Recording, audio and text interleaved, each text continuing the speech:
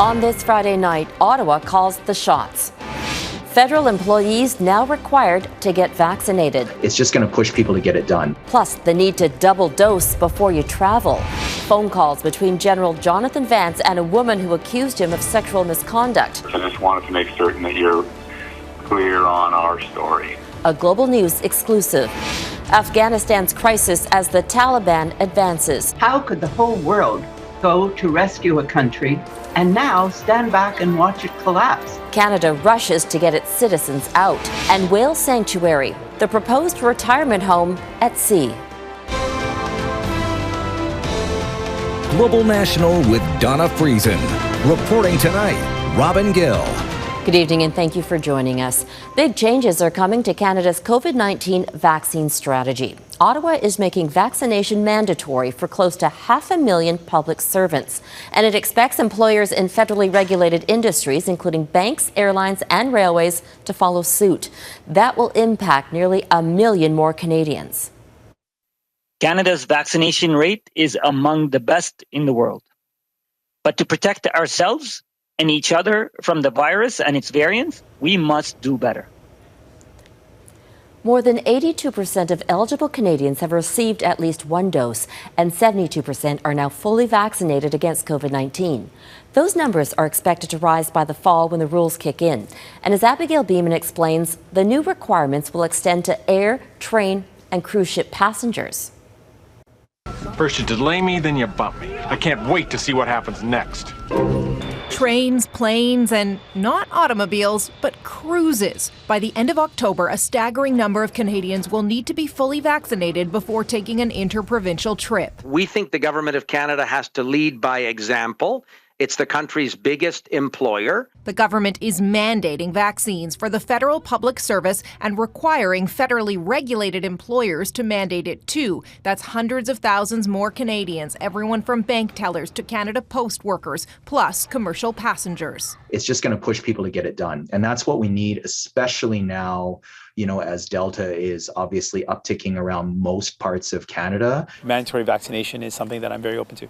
The announcement came late Friday, right before an expected federal election call. Conservative leader Erin O'Toole is clear he wants Canadians to get vaccinated, but his take on this news is not so clear. His office saying Conservatives support Canadians' right to determine their own health choices. We are in a crisis and Canadians expect reasonable measures such as rapid testing. WestJet and Air Canada also call for rapid testing, but support the government's plan, while unions and other industry across the country scramble to come up with responses, mostly supportive so far, though some are raising red flags. The idea of making vaccination mandatory for air and train travelers in particular is very troubling for our organization. In our view, this is playing politics with our fundamental rights. There are still many big question marks. The government says there will be accommodations for people who can't get the shot for medical reasons, but weren't so clear about people who may not want to get it for other reasons. Ministers promising they would take the time needed to get it right while acting fast. Abigail Bimman, Global News, Ottawa. Now to the allegations of inappropriate behavior facing Canada's former top soldier. Global News has obtained recordings of 3 phone calls between General Jonathan Vance and Major Kellie Brennan, one of the women at the heart of the allegations against him.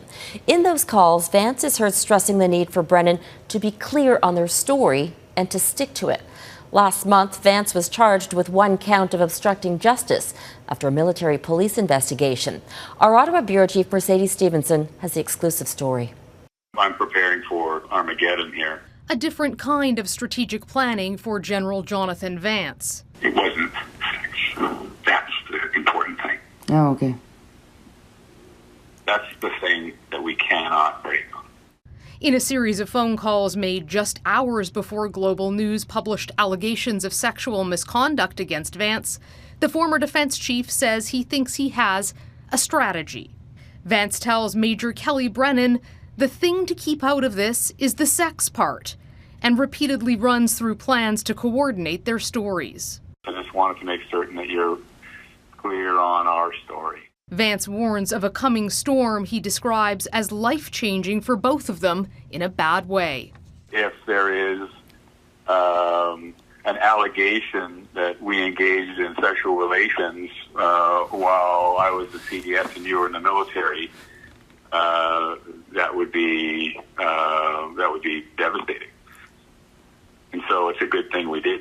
Brennan told Global News that Vance called her repeatedly and told her to lie, setting barriers for what she could and could not say. What I do need to do, though, is make certain that you and I are square, and that you're prepared to be able to withstand any scrutiny.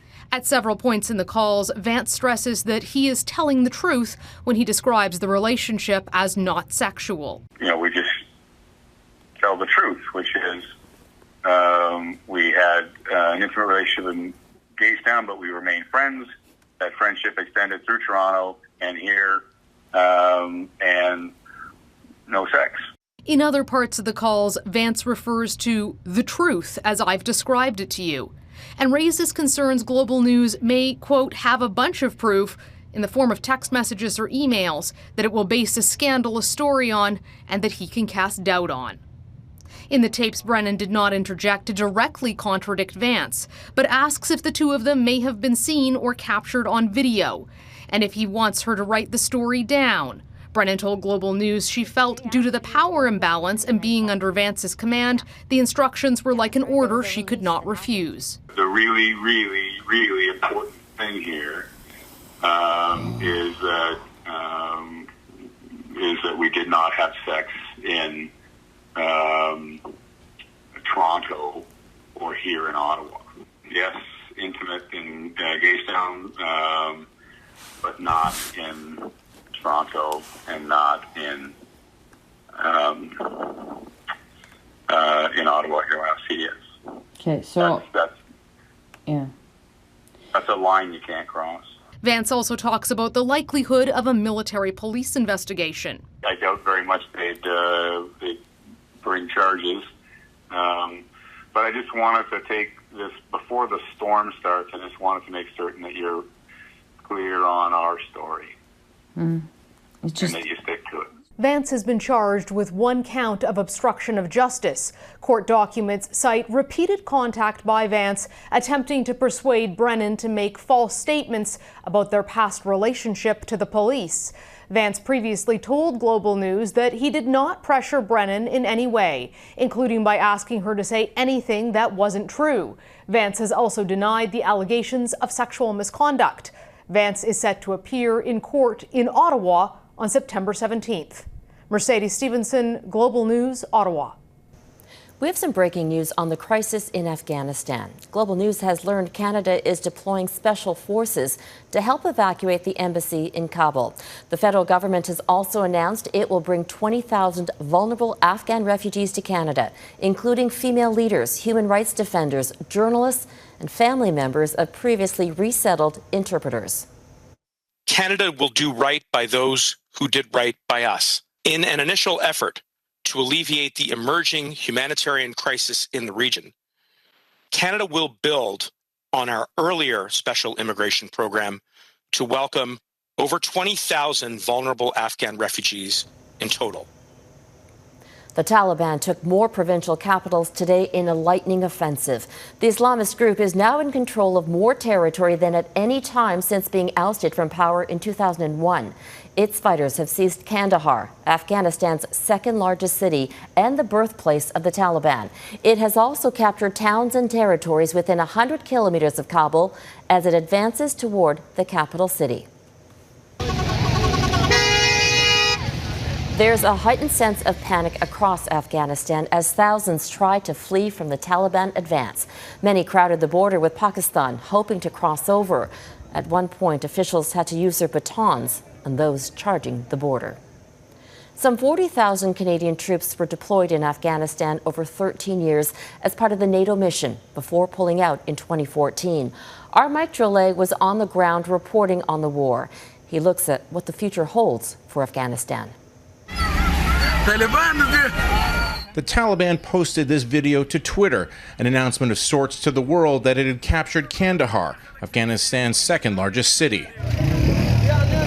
Thousands of Afghans who worked in government or who were once connected to American and Canadian forces have either fled for the border or the capital of Kabul, which experts believe could fall within months. Those who stayed in their homes have felt the Taliban's wrath. It's the fear that we're hearing from Afghans. I mean, I'm just inundated on every channel, and my phone doesn't stop ringing from people who know someone who's died, who are living under threat, who hear gunfire outside their doors and want to get to safety. For now, Omid Amidi's wife is safe in Kabul, while he pleads with immigration officials in Canada to allow her to join him in Manitoba. Every day they speak, he tells her the same thing. Nothing. Just, sorry, I'm waiting. And she's crying all the time. Her fear is justified. Women under the Taliban were especially oppressed. When Global News was reporting on the war in 2008, we visited a clandestine school where women learned to read and write away from the watchful eye of the Taliban. In the ensuing years, more girls were able to attend schools and get jobs. Journalist Sally Armstrong, who has been reporting on the war-torn country since 1997, is devastated at what the future now holds for them. As the Taliban take over a village, they're demanding a list of all girls 15 and over and all widows 44 and under. And these are the women they will give to their fighters, because every fighter is entitled, according to them, to 4 women. I mean, this is political opportunism run amok. This is crazed religious demands that nothing they are doing could be found in the Quran. During the American-led occupation, Afghan girls had a saying, "When I grow up, I want to be a somebody." If the Taliban takes Kabul, their future could be out of their hands. Mike Drolet, Global News, Toronto. The United Nations is calling on the Taliban to immediately halt its offensive in Afghanistan, warning attacks against civilians amount to war crimes. Afghanistan is spinning out of control. In the last months alone, more than 1,000 people have been killed or injured from indiscriminate attacks against civilians. The U.S. is rushing thousands of troops to Afghanistan to get embassy workers out. The White House says President Joe Biden will evaluate the situation from Camp David this weekend. Other countries are closing their embassies or reducing staff. Jennifer Johnson reports on the dire situation. U.S. military helicopters spotted over the American embassy in Kabul as the Taliban continues its push to Afghanistan's capital. The Pentagon is sending 3,000 temporary troops to the Kabul airport to make sure embassy staff members get out safely. What we want to be able to do is to get there fast, and our intention is to be able to move thousands per day. The Biden administration is facing criticism after announcing U.S. troops will pull out of Afghanistan by August 31st, putting an end to America's longest-running war. The mission of the Afghan government controlling its own country never fully succeeded.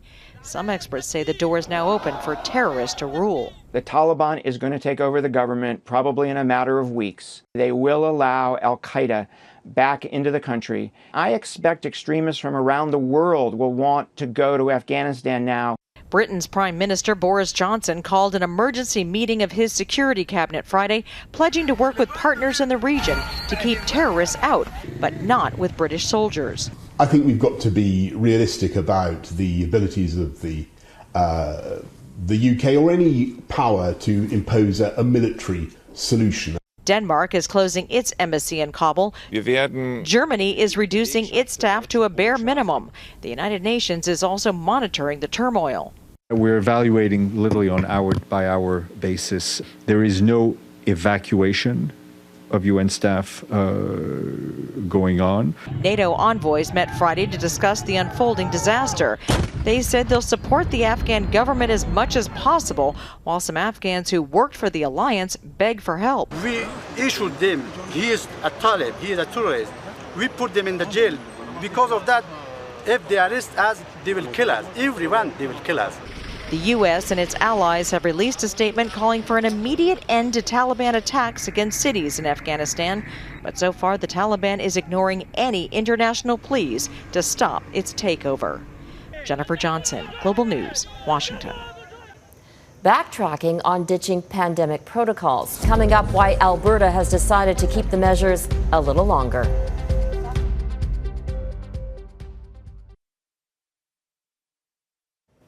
Saskatchewan is the latest province to sign on to the federal government's $10 a day childcare plan. Deputy Prime Minister Chrystia Freeland says Ottawa is committing more than $1 billion to the province over the next 5 years. $10 a day childcare is expected to be implemented in Saskatchewan by 2026. The funds will be used to create 28,000 new spaces for children under 6. Saskatchewan is the 8th jurisdiction to sign a childcare deal with Ottawa. The Alberta government is walking back its plan to end basic COVID-19 protocols like testing and mandatory isolation for positive cases. This comes after 2 weeks of strong opposition from doctors in the province.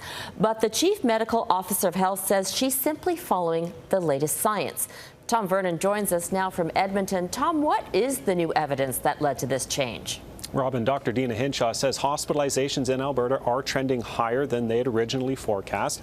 They're also keeping a close eye on rising pediatric cases south of the border. This coming Monday, Alberta was due to end mandatory isolation for positive cases of COVID-19. Testing at assessment centres for symptomatic Albertans was going to be wound down, and they're going to end the mask mandate for public transit, taxis and ride shares. Now, these measures will now remain in place for another 6 weeks until September 27th. The province stopped notifying close contacts of positive cases 2 weeks ago. That measure will not return. Now, this comes after 2 weeks of intense protests against the government and strong opposition from doctors, teachers and parents, among others. Premier Kenney has been the main target of that anger. He was noticeably absent from today's announcement. The NDP says Premier Kenney is hiding from the issue. Political watchers agree this definitely isn't a good look. So if he wants to look like he's a leader, which seems to be his desire, then he should be taking responsibility for his good decisions as well as the ones that need to be modified or changed. Robin, the province also announced its back-to-school plan today. There will be no province-wide mandate on masking, social distancing or cohorting. Those decisions will be left up to local school boards. Positive cases inside the classroom, as well as students showing core symptoms of COVID-19, will still need to isolate. Robin? Tom Vernon in Edmonton. Thanks, Tom. You bet. Still ahead, the fears for thousands of British Columbians as explosive wildfires rage during another heat wave.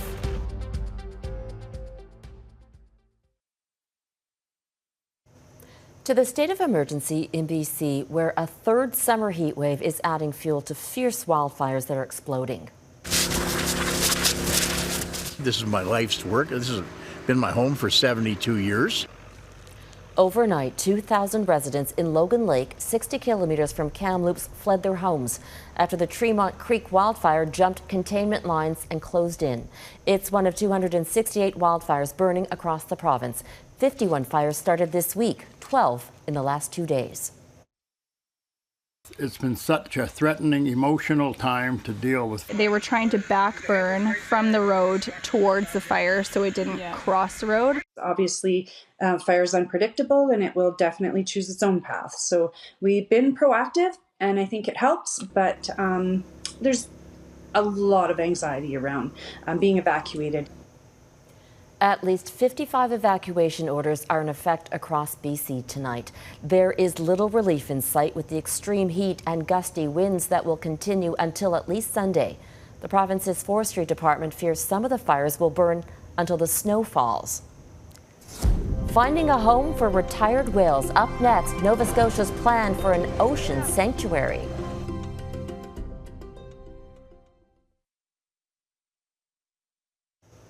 There's an ambitious effort underway to create North America's first retirement home for whales from marine parks. The sanctuary will be located in Nova Scotia, but as Ross Lord explains, the project faces uncharted waters. There's only 2.5 years Finding old. a better home for captive whales is easier said than done, but a group that's been working for 5 years on a whale sanctuary says it's achieving new milestones. After considering hundreds of locations and selecting one near Sherbrooke, Nova Scotia, organizers have established the boundaries for a whale retirement home, the size of 84 football fields. We now have identified the actual spot where the sanctuary is going to be. The sanctuary would be the first of its kind in North America, housing about a dozen belugas and orcas whose previous homes were entertainment parks. We've done a tremendous amount of homework in terms of looking at the water there, the environment, the tides, all of that. The whales will still be captive, but in a much larger space. It isn't going to be anything like what they would have had in the wild in the Arctic, but it's a hell of a lot better life than they've had swimming around a little tank for the last few years. A better life for the animals could also mean more tourism and better business in the Sherbrooke area. I mean, there are direct jobs, so that spins money into the community, and when money spins into the community, our restaurant gets a piece of that money. But first, there's some heavy lifting required, including up to $15 million in startup costs and $2 million in annual operating expenses. Much of that money has not yet been raised, and costs can escalate quickly. The Vancouver Aquarium is only now reopening after closing for a year due to financial challenges. This British Columbia Centre for Sea Lion Research was forced to close after running out of money. We needed to have the ability to watch the site 24 hours a day. We had constant fouling of the pens. They had to be power washed and cleaned. And anybody who lives on salt water or near it knows just how corrosive it is. And it is constantly destroying things. He fears if the sanctuary starts swimming in debt, taxpayers could be forced to bail it out, something Lori Marino insists won't happen. If this is going to happen, it's going to happen without the risk of running out of money. She says 2 years from now, spectators will be able to watch the whales at a distance for free. A great deal for both sides if it comes together as planned. Ross Lord, Global News. And that is Global National for this Friday. I'm Robin Gill. We leave you tonight with the Stanley Cup's return to Montreal. The Habs didn't win the Cup, but Alex Killorn plays for the team that did. The left winger with the Tampa Bay Lightning grew up in Beaconsfield near Montreal, so today he brought the Cup home to share the glory. Thank you for watching. Have a great night.